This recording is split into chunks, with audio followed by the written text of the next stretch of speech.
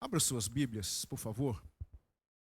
João capítulo 1, versículos 4 a 14. Quero pensar com vocês hoje sobre o verbo que desceu do céu. Abra o seu coração.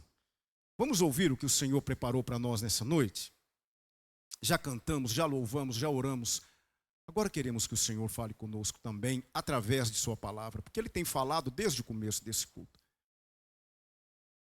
Irmãos, toda personalidade, quando é apresentada, seus atributos são mostrados, não é? Eu participei ao longo de minha vida de muitos cursos, muitos seminários, muitos encontros, muitos congressos, onde os palestrantes, aqueles que foram convidados, eles eram apresentados e ali se falava dos seus cursos, dos seus bacharelados, das pós-graduações, dos mestrados, falava-se de onde eles eram. Quando eram congressos da igreja, disseram então, falavam onde pastoreavam, quantos livros haviam escrito, porque eles eram, naquele momento, os palestrantes da noite. Nós ficávamos atentos àquilo que era dito deles, e isso, de certa forma, chamava a atenção dos participantes, porque eles realmente queriam ouvir. Eu já tive, ao longo da minha vida, a alegria de ouvir grandes homens de Deus. Já ouvi já ouvi D.A. Carson, já ouvi John MacArthur, já ouvi Augustus Nicodemos, Hernandes Dias Lopes, Jonas Madureira, grandes homens de Deus que têm muito, muito a oferecer. Cada um deles, quando iam apresentar as suas palavras, as suas palestras, os apresentadores falavam todo o currículo daquele palestrante. E é isso que João está fazendo aqui no capítulo 1. Ele está apresentando Jesus Cristo. O personagem principal, Jesus Cristo, está sendo apresentado por João. Aquele personagem de quem João tanto falará no seu evangelho, o Deus vivo, que criou os céus e a terra, está sendo apresentado por Jesus Cristo, por João, está sendo mostrado por João em toda a sua inteireza, ou pelo menos dentro da condição que o Espírito Santo deu a João naquele momento. E nós vimos semana passada como foi que João iniciou a sua apresentação. Ele disse, no princípio era o verbo. Eu quero apresentar para vocês, com vocês, o verbo de Deus. Aquele que era desde o princípio. Aquele que por quem todas as coisas foram criadas e sem ele nada do que foi feito se fez. João está apresentando Jesus. Para quem? Para uma plateia composta de judeus e de gregos. João está apresentando Jesus para o mundo. O mundo era a plateia de João. E ele continua, aqui nos versículos 4 e 5. Lembrem-se do que nós falamos semana passada. João está com qual livro na cabeça? O livro de Gênesis. Ele está com Gênesis capítulo 1 na cabeça. Ele está usando Gênesis como base para apresentar o verbo, para apresentar aquele que criou todas as coisas. E ele vai dizer aqui nos versículos 4 e 5, nele quem? No verbo estava a vida, e a vida era a luz dos homens, e a luz resplandece nas trevas, e as trevas não a compreenderam. Lembra lá de Gênesis capítulo 1, quando Moisés, escrevendo o livro, ele vai dizer assim, no princípio criou Deus os céus e a terra era sem forma e vazia, e havia trevas sobre a face do abismo, e o Espírito de Deus pairava sobre a face das águas. E disse Deus, haja luz, e houve luz. Ou seja, naquele momento que Deus fala, a luz domina e as trevas não conseguem predominar sobre a luz. Pois bem, aqui está Jesus, a luz de Deus, predominando sobre as trevas da ignorância, as trevas do pecado que dominavam o mundo e que infelizmente tem dominado muitos corações. Então, na verdade, João continua apresentando esse personagem principal. Ele está dizendo, estava a vida, e a vida era a luz dos homens, e a luz resplandece nas trevas, e as trevas não o compreenderam. Aí, nós vamos nos lembrar do que Jesus havia dito lá mesmo no Evangelho de João, capítulo 8, versículo 12. O que Jesus diz lá? Ele diz assim: falou-lhes, pois, Jesus outra vez, dizendo: eu sou a luz do mundo. Quem me segue não andará em trevas, mas terá a luz da vida. Só que João disse uma coisa, não é? Ele disse no finalzinho do versículo 5 que as trevas não a compreenderam. As trevas não compreenderam Jesus. Que trevas são essas? De quem João está falando? João está falando do mundo. João está falando da elite religiosa de Israel. João está falando dos fariseus, dos escribas, dos saduceus. E pasmem, João está falando também, no primeiro momento, da família de Jesus. Vocês se lembram lá em Lucas, quando Jesus estava pregando e de repente chegaram lá fora a mãe de Jesus, os irmãos de Jesus, e chamaram Jesus. Sabe por que eles fizeram isso? Porque eles acharam que Jesus estava fora de si. Porque Jesus, ele ficava até altas horas da noite ensinando, Jesus não se alimentava direito, Jesus estava cuidando de almas, e eles chegaram a pensar que Jesus estava fora de si, porque num primeiro momento nem a família de Jesus, com exceção de Maria, que ia guardando aquelas questões no coração, nem a família de Jesus compreendia Jesus. Vocês vão se lembrar que os próprios irmãos de Jesus, os próprios irmãos não compreenderam. Eles disseram: vá lá e faze milagres na Galileia, porque ninguém que quer ser conhecido fica por aqui. Porque nem os irmãos de Jesus criam nele. Judas e Tiago só foram crer em Jesus depois da ressurreição. Olha que coisa. Então, quando João fala que as trevas não compreenderam a luz, João está falando desse grupo de pessoas que não compreenderam Jesus. Durante todo o ministério terreno de Jesus, Jesus foi incompreendido, e Jesus é incompreendido até hoje. Há muitas pessoas que não compreendem Jesus, muitas pessoas que não conseguem entender a essência da missão de Jesus. Para muitos, ele ainda é incompreendido. Agora é interessante que João vai mudar a forma de falar. De Jesus ele fala: ele era o Verbo estava com Deus, o Verbo era Deus, ele estava no princípio com Deus. Mas agora ele vai falar de um personagem, de um outro personagem, um personagem de menos importância. De quem é que ele vai falar? Ele vai falar de João Batista, porque João, esse do Evangelho, esse que escreveu o Evangelho, era discípulo de João Batista. E João Batista é aquele que foi enviado pelo Senhor para ser o arauto, para ser aquele que estava preparando o caminho para a vinda do Messias. Mas ele era um ser humano, ele não era eterno.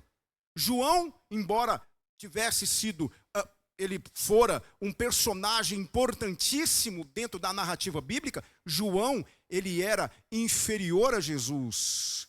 E aí, João vai escrever o seguinte: houve um homem enviado de Deus, cujo nome era João. Agora preste atenção nisso, que é muito importante. Este veio para testemunho, para que testificasse da luz, para que todos crescem por ele. Ele não era a luz, mas para que testificasse da luz. Olha a diferença. Jesus está aqui e João, o evangelista, coloca João Batista aqui. E isso nos ensinou uma coisa muito interessante. Primeiramente, para nós pastores, para nós ministros do evangelho. Sabe o que isso me ensinou? Isso me ensinou que nós pastores, nós não somos sacerdotes, nós não somos mediadores entre Deus e o povo. Sabe o que é que nós somos e devemos ser? Testemunhas de Jesus. É isso que nós devemos ser. Nós devemos ser aqueles que falam de Jesus, que mostram Jesus. Não pode ter outra mensagem na boca de um servo de Deus a não ser Jesus Cristo. Quando nós estamos aqui no púlpito, quando nós estamos no dia a dia, nós só podemos falar de Jesus e dar testemunho de Jesus. Ele deve ser o assunto principal, não só para os pastores, mas para todo servo de Deus. É impressionante, irmãos, como que infelizmente hoje isso está um pouco desvirtuado. Porque existem sim pessoas que querem ocupar o lugar de Jesus, que querem ser tratados como semideuses praticamente. Mas nós não somos nada disso, nós somos meros seres humanos, que são usados pelo Espírito de Deus para testemunhar. E é interessante que o próprio João Batista vai ensinar isso, aqui no capítulo 1 de João, nos versículos 26 e 27. Olha só o que João vai dizer. Eles perguntaram, né, quem era João, ele disse, respondeu-lhes João dizendo, eu batizo com água, mas no meio de vós está um a quem vós não conheceis.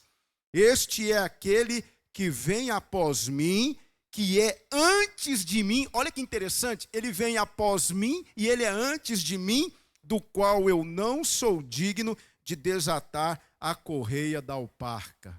Olha João se colocando no lugar de João. Olha João entendendo quem ele é. E nós precisamos entender quem nós somos. Nós somos meras testemunhas de Jesus. Nós, pastores, e aqui eu falo de mim, muitas vezes somos tentados a achar que somos grandes personagens. Não somos. Nós não somos grandes personagens. Somos apenas servos. Servos que precisam falar de Jesus. Servos que precisam falar da luz que é Jesus. Não pode ter outra mensagem na nossa boca. Não pode ter outra pregação na boca de um discípulo de Jesus. Aí é interessante que, por conta dessa colocação de João, ele vai dizer nos versículos 9 e 10 algo que é intrigante. Ele vai dizer assim, ali estava, ele está apontando para quem? Para Jesus Cristo. E ele vai dizer, ali estava a luz verdadeira que ilumina todo homem que vem ao mundo. Estava no mundo, o mundo foi feito por ele e o mundo não o conheceu. É interessante, não é, que muitos achavam que outros mestres daqueles tempos eram a luz que faltava. Muitos se levantavam aqui e ali dizendo ser o Cristo, o Messias, a luz. Até hoje, se vocês forem investigar, muitos mestres de muitas outras religiões, conceitos religiosos, conceitos filosóficos, não é? Eles vão dizer que eles são a luz, que eles são os iluminados, que eles vieram para iluminar. Nós vamos encontrar isso em muitas correntes religiosas. Mas João diz que a luz verdadeira que ilumina todo homem que vem ao mundo, estava ali. E aqui João está cumprindo, ou seja, João está mostrando que Jesus cumpriu a profecia de Isaías, capítulo 60, versículo 1, que diz assim, levanta-te, resplandece, porque já vem a tua luz, e a glória do Senhor vai nascendo sobre ti. E aí nós chegamos no versículo mais triste da Bíblia. Mais triste da Bíblia, não é? O missionário Orlando Boyer, ele disse que o versículo 11 é o versículo mais triste da Bíblia. Veja só o que João vai dizer. Veio para o que era seu, e os seus não receberam. Essa luz, o Criador, aquele que criou todas as coisas, não é? Veio para o que era seu. O que esse versículo quer dizer? Primeiramente, Jesus veio para quem? Para os judeus. Mas os judeus não só não o conheceram, não o receberam e ainda por cima, tramaram a morte do próprio Jesus. Ou seja, Jesus havia cuidado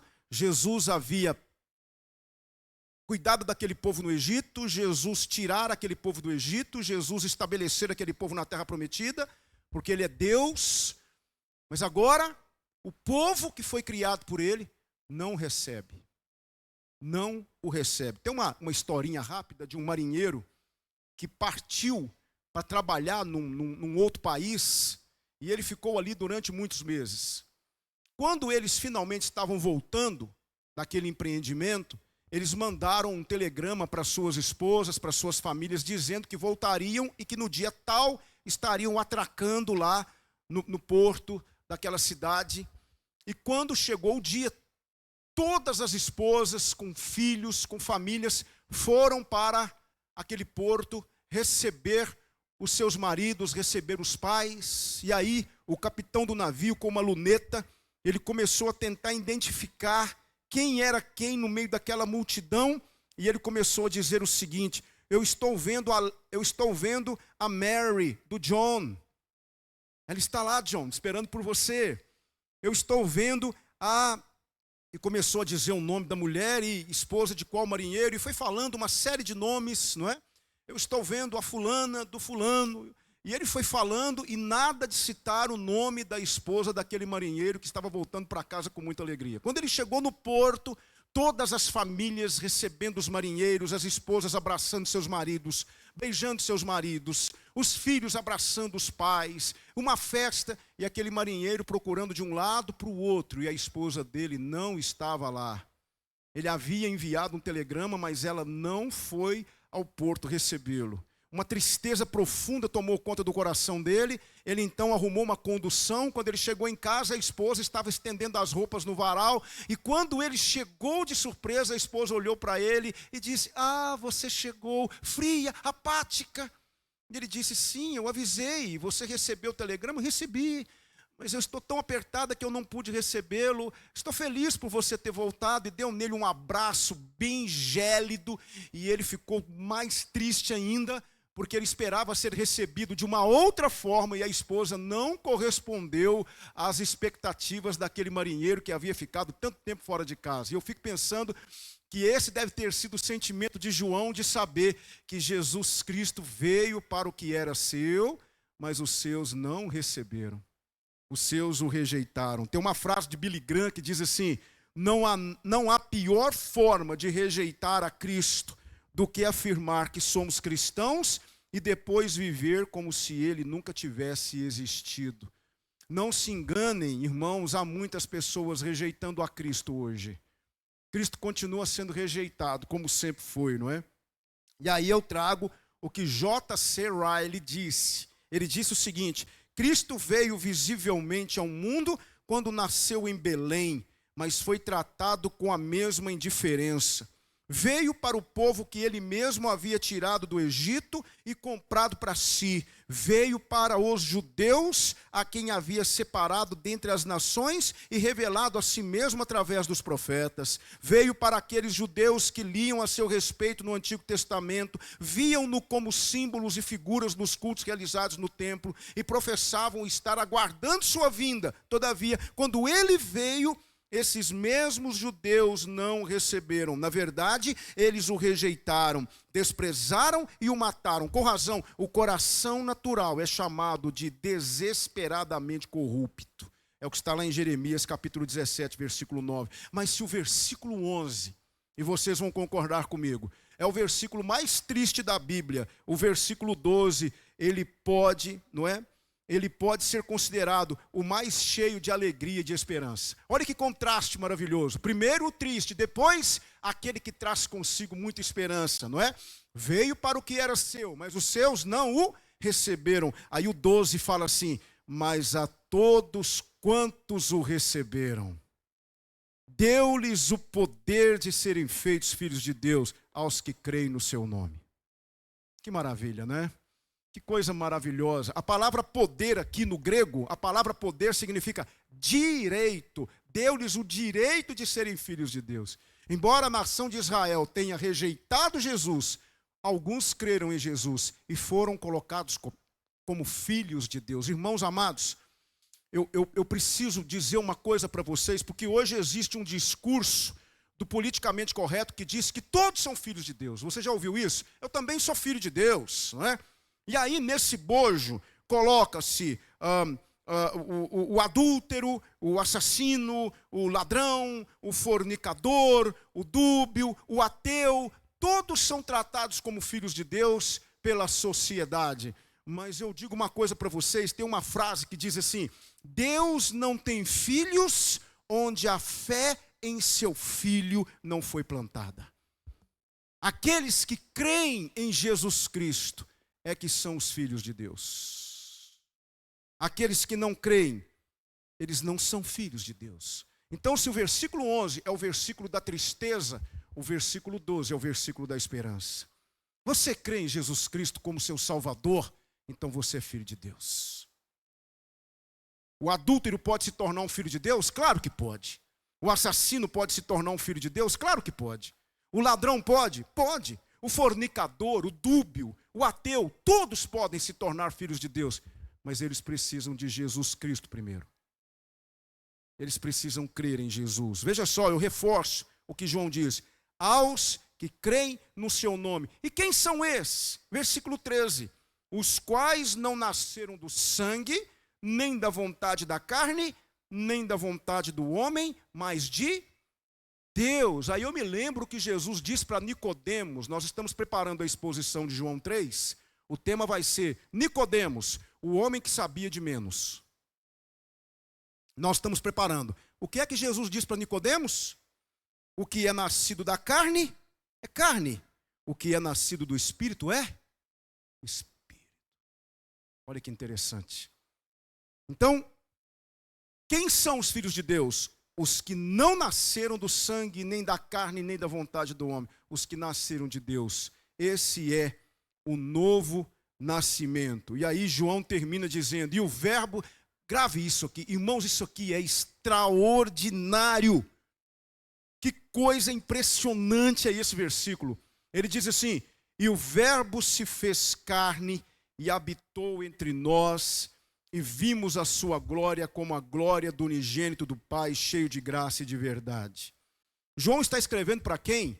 João está escrevendo para um mundo dominado pela cultura grega. João está escrevendo para os gregos. E eu já falei isso para vocês em outro momento, que naqueles tempos havia uma corrente filosófica que misturava filosofia com religião, chamado de gnosticismo. E o que é que o gnosticismo ensinava, irmãos? Que não havia ressurreição do corpo, porque o corpo é mau, o corpo é corrupto, e que o corpo não pode ressuscitar. Os gnósticos acreditavam nisso. Paulo teve muito trabalho com os gnósticos. E essa linha de pensamento dos gnósticos levou a outra, chamada de docetismo. Quem eram os docéticos? Eles acreditavam que Jesus, na verdade, era uma teofania. Era uma aparência corpórea. Ele não tinha um corpo, ele tinha uma aparência corpórea. Aí, para combater essa heresia, João escreve, e o verbo se fez carne. Irmãos, é interessante, não é? Como que João, ele no seu evangelho, apresenta Jesus e ao mesmo tempo vai refutando tantas e tantas heresias que reinavam no seu tempo. Nós estamos falando aqui do ano 95 depois de Cristo. E aí, uma coisa interligada à outra, ele vai dizer, e habitou entre nós. A palavra habitar aqui significa armou a sua tenda entre nós. Aqui na igreja, nós vira e mexe cantamos uma música maravilhosa, que é assim, grande é o Senhor, e muito digno de louvor, na cidade do nosso Deus, seu santo monte. Eu pergunto para os irmãos, o Senhor é ou não é grande? Amém. Então me explica esse grande. Como assim, pastor, grande? Deus é grande, irmão? Claro, pastor, Deus é grande. Mas como assim, grande? Do que é que nós estamos falando? Por que nós cantamos que Deus é grande? Por que nós falamos que Deus é grande? Bom, deixa eu falar uma coisa para você aqui. Irmãos, eu não sei se você já pesquisou isso, né? Mas o que significa dizer que Deus é grande? Queridos irmãos, daqui, preste atenção, daqui, do planeta Terra, até o Sol são 150 milhões de quilômetros. Vai gravando aí. Nós estamos tentando entender como é que Deus é grande, né? Então, daqui até o Sol, são 150 milhões de quilômetros.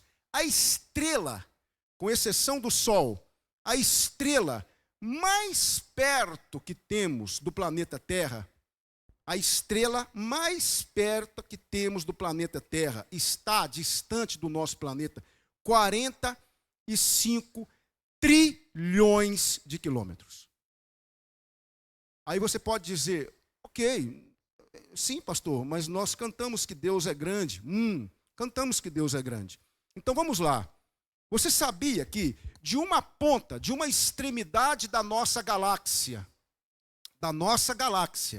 porque existem bilhões de galáxias, da ponta, da extremidade da nossa galáxia, a outra extremidade, de uma ponta da galáxia a outra, são 100 mil anos-luz de distância. E você sabe quanto que é um anos-luz? Um ano-luz, sabe qual é o tamanho? 9,5 trilhões de quilômetros. Um ano-luz.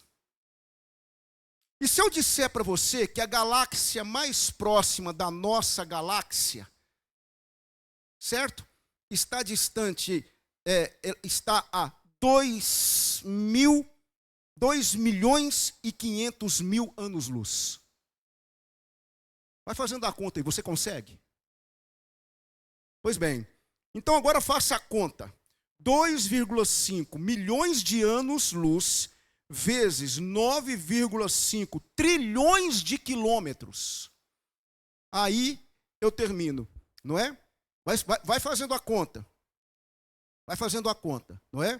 Você calcula isso e você vai ter o tamanho exato do nosso universo.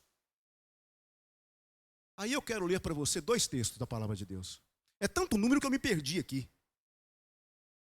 É tanto número que eu me perdi. Mas deu para ter uma ideia do que é o nosso universo? O tamanho dele? Agora eu quero ler 2 textos para você. Salmo 104, 2. Ele quem? Deus Todo-Poderoso, se cobre de luz como de um vestido, estende os céus como uma cortina. Veja só Isaías 40, 22. Ele é o que está sentado sobre o círculo da terra, cujos moradores são para ele como gafanhotos. É ele o que estende os céus como cortina e os desenrola como tenda para neles habitar. Nosso Deus é grande ou não é? Agora pegue esse Deus que criou tudo isso. Ele veio habitar entre nós. Ele veio no formato de um ser humano. Olha que coisa. O Verbo se fez carne. Toda a plenitude da divindade presente num corpo humano como o nosso. A teologia chama isso de união hipostática de Cristo. O divino e o humano na mesma pessoa. Aí agora, quando nós formos cantar grande é o Senhor, lembre-se disso. Lembre de quem criou tudo isso que eu falei para vocês. Aí você vai entender, não é? O que João disse. Ele estava no princípio com Deus, versículos 2 e 3. Todas as coisas foram feitas por ele, e sem ele nada do que foi feito se fez. Esse é o nosso Deus. Esse é o Verbo. E aí João vai dizer, e vimos a sua glória, como a glória do unigênito do Pai. Jesus é o único Filho de Deus igual a Deus. Nós somos filhos de Deus por adoção, mas o unigênito de Deus é Jesus Cristo, cheio de graça. Homens não são cheios de graça. Mulheres não são cheias de graça. Só Jesus Cristo é cheio de graça, segundo a palavra de Deus. E aí você vai se lembrar do que João disse na sua primeira carta. 1 João capítulo 1, versículo 1. O que era desde o princípio, o que ouvimos, o que vimos com os nossos olhos, o que temos contemplado e as nossas mãos tocaram na palavra da vida. Esse Criador de todas as coisas, o Verbo de Deus, foi um ser humano que andou, conversou, dormiu, cansou, sangrou por conta dos machucados, pessoas tocaram nele. Então João está apresentando o Verbo, o Cristo de Deus para nós. Eu quero aplicar isso na nossa vida. O que nós podemos aprender aqui? Algumas aplicações para nós. Entendamos nosso lugar nesse mundo. Fomos chamados para testemunhar de Cristo não para ocupar o lugar dele. Tem um errinho ali no não, peço desculpas, mas não para ocupar o lugar dele. Aí nós vamos nos lembrar de João Batista. A Bíblia diz que João Batista, dos nascidos de mulher, ninguém foi maior do que ele. Mesmo assim ele diz, eu não sou digno de desamarrar as sandálias dos pés dele. Ninguém é igual a Jesus. Ninguém é maior do que Jesus. Ele é único. É por isso que a palavra de Deus diz que diante dele todo joelho se dobrará. É por isso que aqueles porcos, aqueles demônios que entraram nos porcos, cujo nome era Legião, não é? Havia cerca de 6.000 demônios naquele homem. Fizeram daquele homem um instrumento de destruição. Aquele homem, ele urrava, aquele homem morava nos sepulcros, todo mundo tinha medo dele. É por isso que quando aqueles demônios veem Jesus chegar, eles imediatamente clamam, que temos nós contigo? Jesus, Filho do Deus Altíssimo, rogo-te que não nos atormentes. Jesus olhou para aqueles demônios e simplesmente com uma palavra, porque ele é o que de Deus? Ele é a palavra de Deus. Sai dele. E eles pediram permissão a Jesus para ir para a manada de porcos. E eles se precipitaram e morreram afogados. Veja o poder do nosso Senhor Jesus. Veja o poder que o nosso Jesus tem. Por isso que a Bíblia diz que diante dele todo joelho se dobrará. Toda língua confessará que ele é o Senhor para a glória de Deus Pai. Então, ninguém vai ocupar o lugar de Jesus. João Batista diz, eu não sou ele, eu não sou a luz. Eu sou apenas uma testemunha dele. Esses somos nós, pequenos, mínimos, insignificantes. E a nós cabe uma única coisa, falar dele, só isso. Nenhum ser humano deve ser aplaudido, elogiado, deve ser louvado no lugar de Jesus. Toda honra e toda glória pertencem unicamente a Jesus Cristo, o Filho de Deus. Segunda coisa que eu aprendo, não há outra luz para os pecadores a não ser Jesus Cristo. Eu não sei como anda a sua vida, nós temos muitos visitantes aqui. Eu não sei como anda a sua vida, eu não sei se você está em trevas. Eu não sei se você anda de lá para cá e de cá para lá procurando um sentido para a sua vida. Eu não sei se você já procurou, já rodou tudo quanto é igreja, tudo quanto é religião, tentando encontrar um sentido para a sua vida. E eu quero te dizer, você não vai encontrar um sentido para a sua vida numa igreja. Você não vai encontrar numa religião. Você não vai encontrar num mestre qualquer. Porque o único que pode iluminar você e tirar você das trevas, do obscurantismo do pecado, é Jesus Cristo. Porque Ele somente Ele é a luz para os pecadores. Um dia eu estava conversando com uma pessoa que viveu nas trevas durante muitos anos. Viveu nas trevas do pecado, da imoralidade. Viveu nas trevas, desenganado pela sociedade, por ele mesmo. E quando ele encontrou a luz, ele disse, pastor, foi num presídio, e ele disse assim, pastor, hoje eu quero dizer uma coisa para o senhor. Eu cheguei para o culto, ele disse assim, pastor, hoje eu quero dizer uma coisa para o senhor. Só o meu corpo está preso. Só o meu corpo está preso. Porque eu sou livre. Porque é isso que Jesus faz. Não há outra luz para os pecadores a não ser Jesus Cristo. O que você está procurando? Talvez você em casa que não é da igreja, você que está assistindo esse culto ao vivo, o que vocês estão procurando? Não temos nada para oferecer a não ser Jesus Cristo. Porque é Ele que muda a vida. É Ele que transforma. É Ele que dá vitória. É Ele que nos cura. É Ele que acende a luz na escuridão. É Ele que nos mostra o caminho. Aliás, Ele é o caminho. Terceira coisa que eu aprendo, Cristo sempre foi rejeitado e continuará sendo. Mas quão maravilhoso é crer nele e recebê-lo como Senhor. Tem umas frases que eu gostaria de terminar a minha exposição. Algumas frases aqui de alguns autores. A primeira eu não sei quem escreveu, está no meu acervo de frases, mas eu achei tão esplêndido, tão extraordinário que eu quero compartilhar com vocês. A primeira frase diz assim: todos os exércitos que já marcharam, todos os navios já construídos, todos os parlamentos já estabelecidos e todos os reis que já reinaram, postos juntos, não afetaram a vida da humanidade na terra com tanto poder quanto o homem da Galileia, o Verbo de Deus. A outra frase, dita por Martinho Lutero. Martinho Lutero disse assim: quando Jesus Cristo pronuncia uma palavra, abre tanto a sua boca que abrange todo o céu e a terra, mesmo que essa palavra não passe de um sussurro. A última frase dessa noite: o sistema de mediação humana torna-se obsoleto com o advento do Cristo vivo em nossa alma. Quem quer estrelas ou mesmo a lua depois que o sol se levanta? Entende, irmãos? Eu tenho que dar sorriso, eu tenho que dar uma risada aqui.